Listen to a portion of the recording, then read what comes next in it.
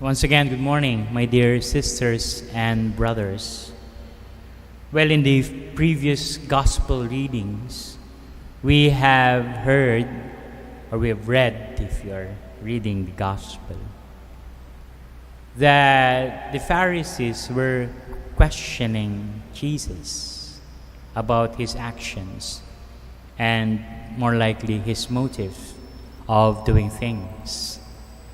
And today is not different, where Matthew has expressed that the Pharisees went out and took counsel against Jesus to put him to death.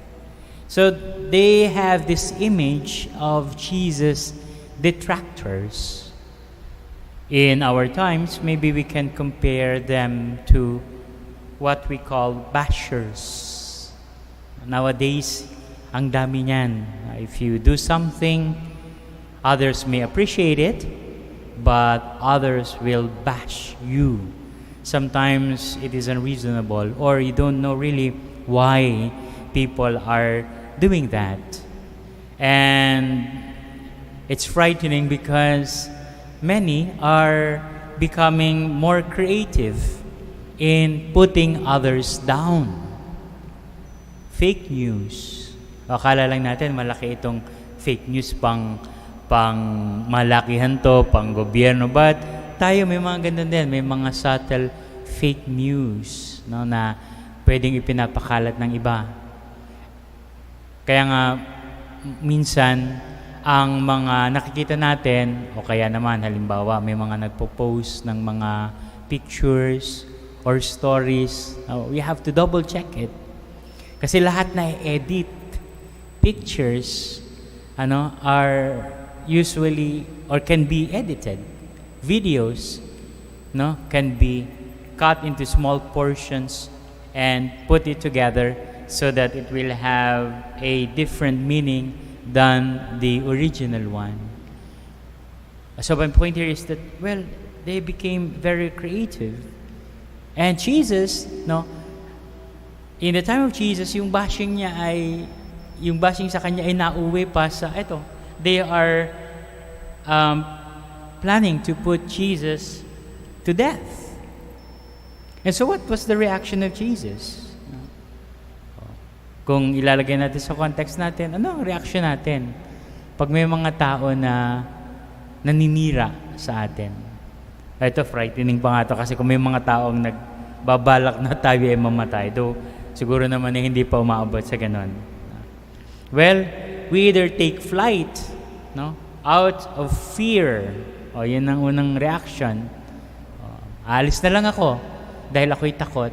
Or, I will fight out of anger.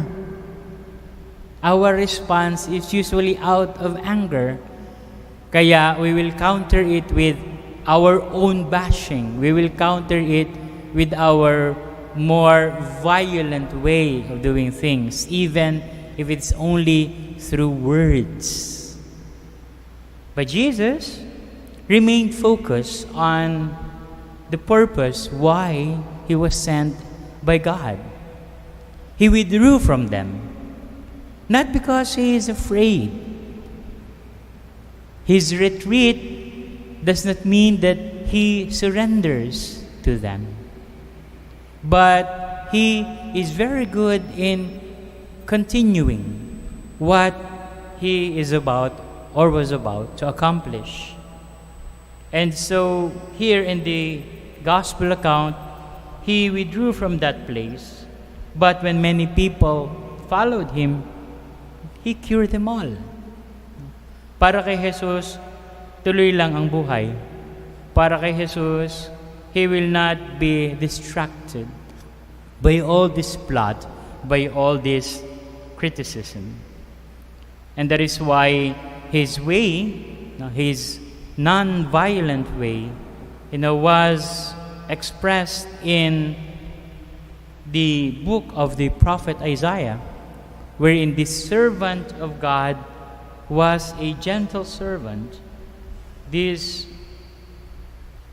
servant of God will seek justice, but not according to the way of the world. not according to the eye for an eye and tooth for a tooth way of the world. Meaning, hindi sa Kanya nangyari yung, gantihan na lang tayo. Gagantihan kita kung anong gusto mong laban. May mga ganun. Minsan pag nanonood tayo ng mga telenovela o kaya mga pelikula, nakakapulo tayo ng mga ganung mga idea sa ating buhay.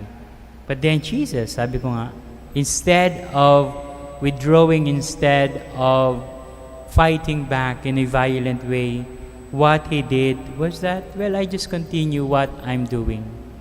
Others would say that this Jesus indeed walked the talk. His preaching became His life.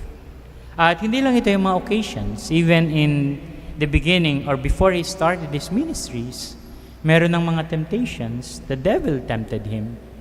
You go to Matthew chapter 4, 1 to 11, and it will tell you about the story of the temptation. Luke has his own version in chapter 4, and Mark also in the first chapter of his gospel account. And in the Christian life, Paul told to his audience in the first letter to the Thessalonians, and I quoted, "For this reason, when I could endure it no longer, I also sent to find out about your faith, for fear that the tempter might have tempted you, and our labor would be in vain." Kung pinatulan ng ating Panginoon in the manner that the Pharisees wanted it, then His purpose will be in vain. But as we know it, Jesus became triumphant. He was not deterred. He was not distracted. He was not stopped by all the bashing, by all the plot to put Him to death by the Pharisees, by the authorities during the time. Jesus defended and justified Himself by His actions of continuing what He is about to do. And so may we appreciate Jesus, but at the same time, may we learn from Him that if we are true to our purpose, no amount of words, no amount of actions could stop us, especially if our purpose is for the sake of God, for the sake of Jesus. Amen.